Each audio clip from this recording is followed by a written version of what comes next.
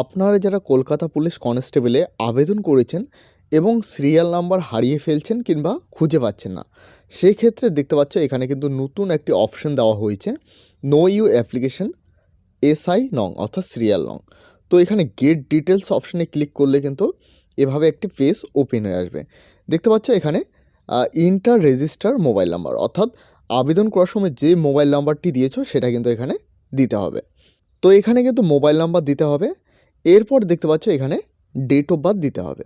দেওয়ার পর এখানে নিচে দেখতে পাচ্ছ সাবমিট বলে একটা অপশন রয়েছে, তো এখানে ক্লিক করতে হবে।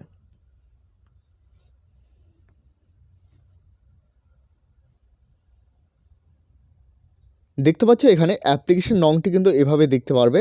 এরপর নিচে এখানে দেখতে পারবে ফাদার্স নেম, এরপর নেম দেখতে পারবে, অর্থাৎ এখানে কিন্তু ক্যান্ডিডেটের নাম রয়েছে। এরপর রেজিস্টার ইমেল আইডি এখানে কিন্তু দেখতে পারবে। তো এটা কিন্তু অবশ্যই স্ক্রিনশট করে রেখে দেবে। সিরিয়াল নাম্বারটি কপি করার পর এখানে দেখতে পাচ্ছ ডাউনলোড ই অ্যাডমিট কার্ড বলে লেখা রয়েছে। এখানে কিন্তু গেট ডিটেলস বলে একটি লেখা রয়েছে, তো এখানে ক্লিক করে দেবে। এরপর নিচের দিকে দেখতে পারবে এখানে কিন্তু লেখা রয়েছে click here to download admit card for preliminary written test for the post of constable lady constable in Kolkata police 2024। তো এখানে ক্লিক করে দেবে।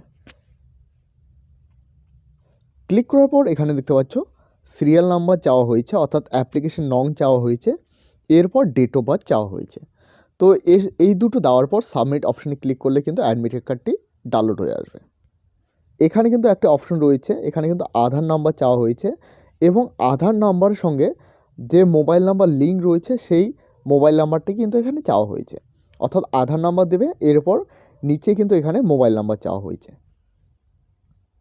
দেখতে পাচ্ছ এখানে কিন্তু লেখা রয়েছে do you want to change your caste and category, অর্থাৎ আপনার কাস্ট এবং ক্যাটাগরি চেঞ্জ হয়ে থাকলে অবশ্যই এখানে ইয়েস করবে এবং চেঞ্জ না হয়ে থাকলে এখানে কিন্তু নো অপশন দেওয়া রয়েছে।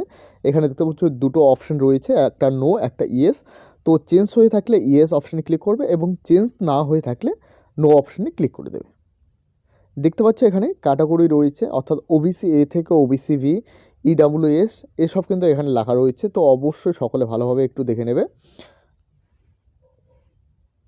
নো অপশানে ক্লিক করলে আগের যে ক্যাটাগরি বা কাস্ট সিলেক্ট করা ছিল সেটাই কিন্তু এখানে শো করবে।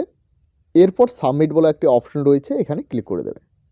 এরপর নিচে এখানে দেখতে পাচ্ছ এখানে কিন্তু একটি চেকমার্ক রয়েছে, এখানে চেকমার্কে এখানে ক্লিক করে এখানে ফাইনাল সাবমিট বলে একটি লেখা রয়েছে, এখানে ক্লিক করে দেবে।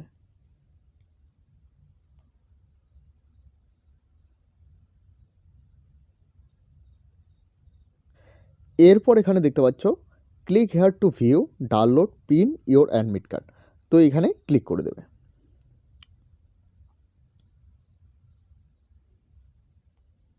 তো এভাবে কিন্তু আপনারা আপনাদের অ্যাডমিট কার্ডটি দেখতে পারবে।